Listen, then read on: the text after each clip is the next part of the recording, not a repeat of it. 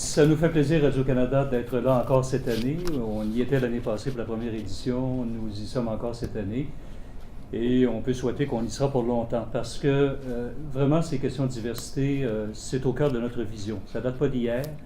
Il y a dans la salle Hélène Parent qui m'a précédé dans cette fonction de direction de la diversité. Il y a Francine Allaire qui est aux émissions de variété, qui est là, qui est une personne qui prend des décisions importantes, n'est-ce pas, Francine, pour mettre à l'antenne des émissions où on voit des gens qui incarnent la société dans laquelle on vit. Monsieur Jean, ici, le TVA, Monsieur Parizella, qui est régulièrement invité sur plusieurs tribunes. La diversité, c'est pas juste l'affaire de Radio-Canada, c'est l'affaire de tous les médias, petits et grands. Médias traditionnels, j'aime pas beaucoup le mot, parce qu'il n'y a plus de médias traditionnels, tous les médias sont en évolution, Radio-Canada étant en évolution, comme TVA, comme d'autres médias. Et on a tous le devoir, pas seulement de représenter, mais d'incarner la société dans laquelle on vit. Et je dirais que c'est d'autant plus important ici, dans le Grand Montréal, où on est déjà à peu près, peut-être un petit peu moins qu'un quart de la population montréalaise, qui est une minorité visible. Et là, je ne parle pas des minorités culturelles qui sont invisibles et souvent inaudibles aussi. Donc, on a le devoir d'incarner cette réalité-là.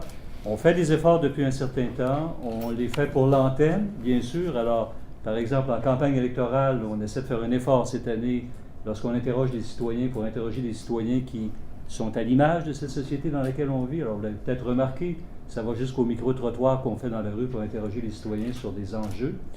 Mais on veut le faire aussi à l'interne, parce que probablement que la vraie diversité va être atteinte quand le personnel de Radio-Canada va ressembler à la société dans laquelle Radio-Canada évolue. Et ça, c'est un objectif à plus long terme. C'est difficile, les médias, petits et grands, ont des difficultés budgétaires, c'est notre cas. Donc, on embauche moins qu'on a déjà embauché, on doit même, dans certains cas, réduire nos effectifs. Alors, c'est un travail de titan de faire ça. Mais on peut imaginer qu'à plus long terme, quand notre personnel, quand les gens qui travailleront dans les médias en général, pas juste à Radio-Canada, seront à l'image de la société, ben, on peut imaginer que les sujets couverts seront couverts un peu différemment. Ce sera peut-être les mêmes sujets, mais avec des sensibilités un peu différentes.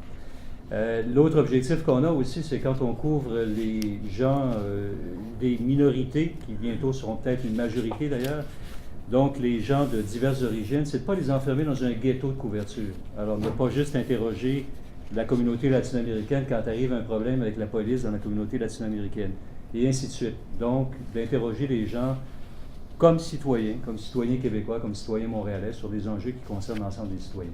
Alors, c'est l'objectif qu'on se fixe. À l'interne, on a, et je vais terminer là-dessus, ce qu'on appelle un comité inclusion et diversité, qui regroupe tous les secteurs de la boîte, parce qu'il y a des choses, évidemment, qui paraissent à l'antenne dans nos émissions, mais il y a des choses qui ne paraissent pas et qui sont aussi importantes et qui se passent dans tous les secteurs de la boîte, que ce soit les revenus, que ce soit les communications, etc.